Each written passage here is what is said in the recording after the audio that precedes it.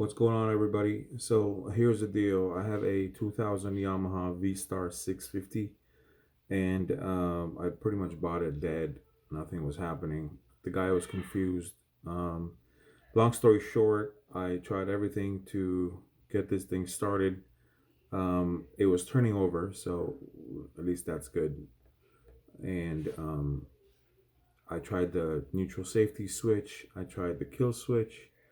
Um, Diagnosing, taking a multimeter and diagnosing the coils. Eventually, I was able to determine that I didn't have spark. So, um, my first instinct basically was to change out the stator, and it was an eBay item for like, $45, and I basically changed it out and put a new one in. Still cranking, nothing. Change the fuel pump, nothing.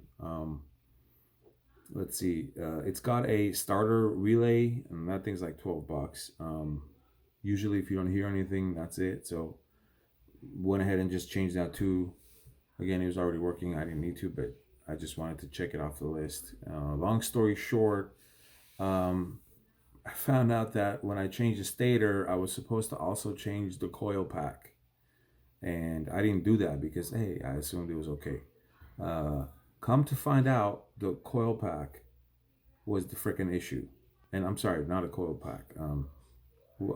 Come to find out that the issue was the coil pickup. And it's a tiny thing. It even came with the stator. And I don't know why I didn't put it on. I should have done it. Anyway, I put it in. The thing freaking started right up, dude. So if you guys are going nuts, and that's the thing, is it could be any of these, it could be all of these. For me, in my experience, it was the pickup coil, which again came with the stator. Very easy install. Just take out all the bolts. It's magnetic, so you're gonna have to pull on it.